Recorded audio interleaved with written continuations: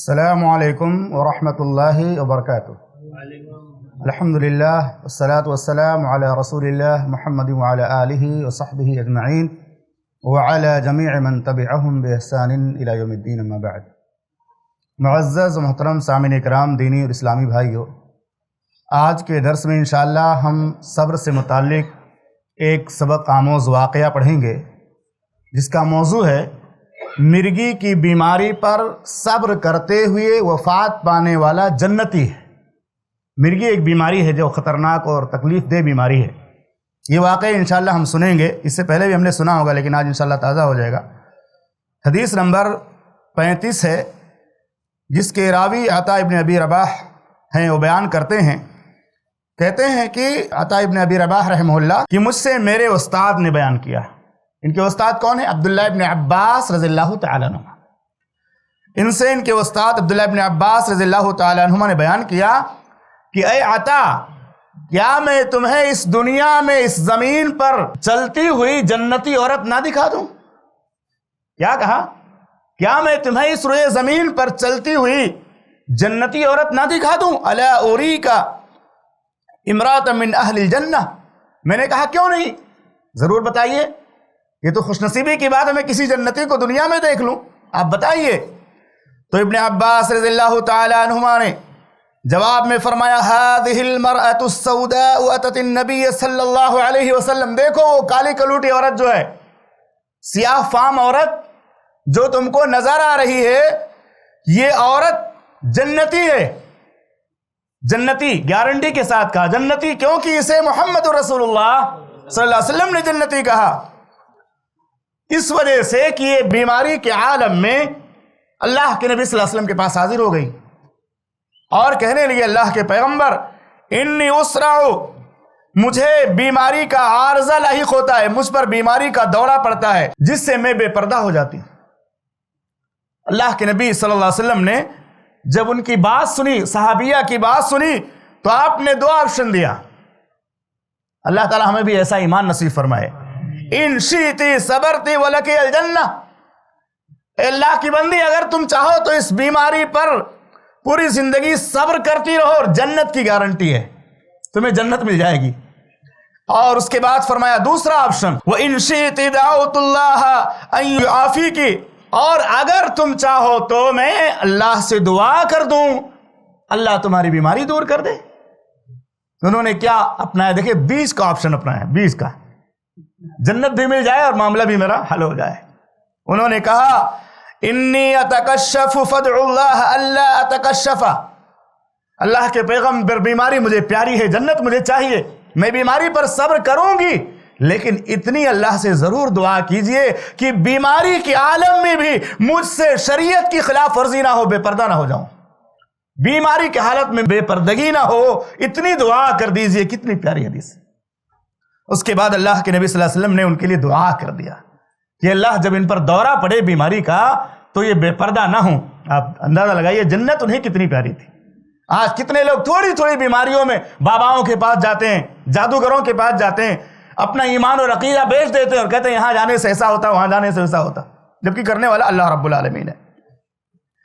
بیماری جو ہے، مرگی کی بیماری ایک ایسی بیماری ہے جس میں آدمی پر بے ہوشی طاری ہو جاتی، آدمی کا جسم ٹائٹ ہو جاتا ہے اور اسی طرح سے منہ سے جھاگ نکلنا شروع ہوتی ہے۔ خطرناک بیماری ہے، اس سے انسان بہت زیادہ تکلیف میں آ جاتا ہے۔ امام بخاری رحمہ اللہ نے اس حدیث پر صرف ایک باب باندھا ہے۔ وہ باب کیا ہے؟ فرماتے ہیں، باب فضل من یسرع من الریح، اس شخص کی فضیلت کا بیان جس پر بیماری کا دورہ پڑتا اور وہ صبر کرتا ہو، وہ بہت بڑا اللہ کے نزدیک محترم اور قابل عزت ہے اور اللہ کی جنت کا مستحق ہے۔ اللہ ایسے لوگوں کو جنت دے گا جن پر بیماری کا دورہ پڑتا ہو اور وہ صبر کرتے ہو اللہ کے لیے کہ اللہ نے بیماری دی اور اللہ ہی شفا دینے والا ہے، اللہ کا جو فیصلہ ہم اس کو ماننے کے لیے تیار ہیں۔ تو دوسری بات اس سے معلوم ہوئی کہ بیماری جو مرگی کی بیماری ہے، یہ ایسی بیماری ہے کہ اس پر صبر کے بدلے اللہ نے جنت کا وعدہ کیا اور نبی صلی اللہ علیہ وسلم نے جنتی کہا اس عورت کو۔ تیسری بات، محمد رسول اللہ صلی اللہ علیہ وسلم کے زمانے کی صحابیات، اس زمانے کی مومنات کتنی پاک دامن اور باحیا ہوتی تھیں کہ بے ہوشی کے عالم میں بھی انہیں گوارا نہیں ہوتا تھا کہ کوئی میرا چہرہ دیکھے، کوئی میرا پردہ ہٹ جائے تو نظر اس پر ٹوٹ جائے، کسی غیر محرم کی نظر ان کے چہرے پر یا ان کی ویسی جگہوں پر جو پردے میں رہنا جن کا ضروری ہے نہ پڑنے پائے۔ اتنا زیادہ ان کو اللہ کی دین سے محبت تھی، اتنی حیا تھی ان کے اندر، جبکہ بے ہوشی کے عالم میں مرفوع القلم انسان ہوتا ہے۔ جب آدمی پر بے ہوشی طاری ہو گئی، انسان کو اختیار ہی نہیں ہے۔ لیکن صحابیہ کے ایمان اور اس کی حیا پر آپ ذرا غور کیجئے کہ انہوں نے کہا ہے اللہ کے پیغمبر اتنی دعا کر دیجئے کہ جب مجھ پر بے ہوشی طاری ہوتی ہے اس وقت بھی میرا پردہ نہ ہٹنے پائے۔ اور آج کی لبرل مسلم خواتین چہرہ اور حسن کو غیر محرموں کے سامنے ظاہر کرنے اور بلا ضرورت غیر محرموں سے اختلاط کرنے کے بہانے تلاش کرتی ہیں، بہانے گڑھتی ہیں کہ کسی طرح سے غیر محرموں کے سامنے سے گزر ہو، میرا غیر محرموں کی نظر ہم پر پڑ جائے یا اسی طرح سے اختلاط کا موقع مل جائے۔ دیکھیے ٹرینوں میں باقاعدہ انتظام رہتا ہے، ٹرینوں میں الگ ڈبے رہتے ہیں، خالی ڈبے رہتے ہیں، اس میں عورت آرام سے بیٹھ سکتی ہے، محفوظ طریقے سے سفر کر سکتی ہے۔ لیکن کچھ عورتیں جان بوجھ کر بھیڑ بھاڑ میں گھس جاتی ہیں جہاں غیر محرم ہوتے ہیں، اور ایسے لوگ ہوتے ہیں جو ان کو پریشان بھی کرتے ہیں۔ لیکن اللہ تعالیٰ ہدایت فرمائے، ہدایت عطا فرمائے ہم سب کو، اور پاک دامنی نصیب فرمائے کہ بلا ضرورت غیر محرموں کا اختلاط کرنا، چاہے مردوں کا طریقہ ہو چاہے عورتوں کا، چاہے مرد غیر محرم عورتوں کے ساتھ، اجنبی عورتوں کے ساتھ تعلقات غلط طریقے سے قائم کرے وہ بھی حرام ہے، یا کوئی عورت جان بوجھ کر غیر محرموں کے بیچ میں جا کے گھسے اور بار بار جائے کہ ان کے ساتھ اپنے تعلقات کو استوار کرے بلا کسی ضرورت کے، بھی چیز مناسب نہیں ہے۔ چوتھی بات یہ معلوم ہوئی کہ آج ہمارے سماج اور معاشرے کے اندر آج بھی جو مرگی کی بیماری ہے، کسی کو لاحق ہو جائے تو لوگ اس کو حقیر سمجھتے ہیں، غلط جملے نکالتے ہیں، معلوم نہیں اس کو کیا ہو گیا ہے، اس کو ذلت کی نظر سے دیکھتے ہیں، حقارت کی نظر سے دیکھتے ہیں، جبکہ گارنٹی جنت کی ہے۔ اگر وہ صبر کر لے جائے تو جنت کی گارنٹی ہے۔ اور عام طور سے آپ نے مشاہدہ کیا ہوتا ہے، میں کہ وہ گارنٹی نہیں دیتا ہوں یا چیلنج نہیں کرتا ہوں، لیکن عام طور سے آپ دیکھتے ہوں گے کس طرح کی بیماریوں میں جو مبتلا ہوتے ہیں عام طور سے عبادت گزار ہوتے ہیں، شریف النفس ہوتے ہیں، سیدھے سادے لوگ ہوتے ہیں، لیکن اللہ کی مصلحت ہوتی ہے، اللہ رب العالمین کی طرف سے آزمائش ہوتی ہے، آزمائش کے اندر مبتلا ہو گئے۔ بیماری تو کسی کو بھی لگ سکتی ہے، تو کسی بھی بیماری والے کو گالی نہیں دینا چاہیے کہ اس کو فلاں بیماری لگ گئی ہے اور یہ جو ہے اچھوت ہو گیا، اس کے پاس نہیں جانا، بات نہیں کرنا، یہ سب چیزیں اچھی باتیں نہیں۔ پانچویں بات یہ معلوم ہوئی کہ محمد رسول اللہ صلی اللہ علیہ وسلم کو بھی شفا دینے کا اختیار نہیں تھا۔ اگر آپ کو شفا دینے کا اختیار ہوتا تو یہ نہیں کہتے کہ میں اللہ سے دعا کروں گا اور اللہ تمہیں شفا دے دے گا، بلکہ خود ہی شفا دے دیتے۔ آپ سے زیادہ اپنی امت کے لوگوں سے محبت کرنے والا کون ہے؟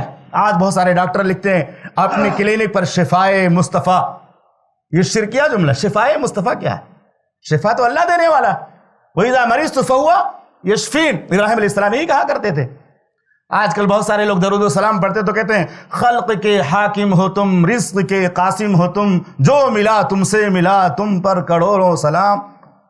نماز پڑھ کر فجر کی اور یہی سب کرتے ہیں، یہ شرک ہے کہ نہیں ہے؟ بھئی اللہ رب العالمین کے علاوہ نبی صلی اللہ علیہ وسلم کو کہنا تم خلق کے حاکم ہو، تم رزق کے قاسم ہو، جو ملا تم سے ملا، سراسر شرک ہے، لیکن لوگ نہیں سمجھتے، کہتے ہیں ہم کو درود اور سلام سے منع کرتے ہیں۔ ہمارے حضرت نے درود و سلام لکھا ہے، کوئی غلط بات نہیں لکھی، جبکہ سراسر شرک ہے یہ، اللہ کے نبی صلی اللہ علیہ وسلم کو خالق ماننا، حاکم ماننا، شفا دینے والا ماننا۔ اسی طرح اسے یہ بات بھی معلوم ہوئی کہ رخصت کے بجائے عزیمت اختیار کرنا اگر ایمان مضبوط ہو تو اچھی بات ہے۔ ان کا ایمان مضبوط تھا، اس لیے انہوں نے کہا بیماری پر میں صبر کروں گی، لیکن آج کے زمانے میں ہمارا ایمان اتنا مضبوط نہیں، اس لیے ہمیں دعا بھی کرانا چاہیے اور علاج بھی کرانا چاہیے تاکہ ہمارا ایمان خطرے میں نہ پڑ جائے۔ اور آخری بات یہ کہ معاشرے میں اس عورت کو کوئی خاص و عزت اور احترام حاصل نہیں تھا، جیسے کہ صحابی رسول نے بیان کیا، ابن عباس رضی اللہ تعالیٰ عنہ نے کیا کہا کہ یہ کالی عورت جو تم دیکھ رہے ہو جنتی ہے، یعنی اس زمانے میں بھی معاشرے کے اندر ان کا کوئی خاص مقام نہیں تھا، بیماری کی وجہ سے یا سیاہ رنگ ہونے کی وجہ سے۔ آج کے زمانے میں تو اور زیادہ حالت خراب ہے لوگوں کی، اور زیادہ لوگوں کا ذہن اور مزاج خراب ہے۔ آج کے زمانے میں لوگوں کی ذہنیت اور زیادہ خراب ہے کہ اگر کوئی بدصورت ہو اور بیمار بھی رہتا ہو تو اس کی کوئی عزت نہیں کرتا، کوئی نہیں دیکھتا کہ عبادت گزار ہے، کوئی نہیں دیکھتا کہ روزانہ قرآن پڑھنے والا ہے، کوئی نہیں دیکھتا کہ اللہ سے ڈرنے والا ہے۔ ہاں وہ بدصورت ہے، دور رہو اس سے، وہ بیمار ہے، اس سے دور رہو۔ یہ سب چیزیں ہمارے اسلام میں درست نہیں ہے۔ ہمیں ہر اس انسان سے، ہر مسلمان سے، خاص طور سے ہر بندے مومن سے اللہ کے لیے محبت کرنی چاہیے، اس کا ایمان، اس کا تقوی، اس کی پرہیزگاری اگر ہمیں نظر آتی ہے تو ہمیں اس سے اللہ کے لیے محبت کرنی چاہیے۔ اللہ سے دعا ہے کہ رب العالمین ہم تمام مسلمانوں کو ہر طرح کی پریشانیوں میں صبر کرنے کی توفیق عطا فرما، ہمیں پوری زندگی امن و امان اور ایمان کے ساتھ گزارنے کی توفیق عطا فرما اور ایمان کے ساتھ موت نصیب فرما، آمین۔ وصلی اللہ علیہ نبی الکریم، السلام علیکم ورحمۃ اللہ۔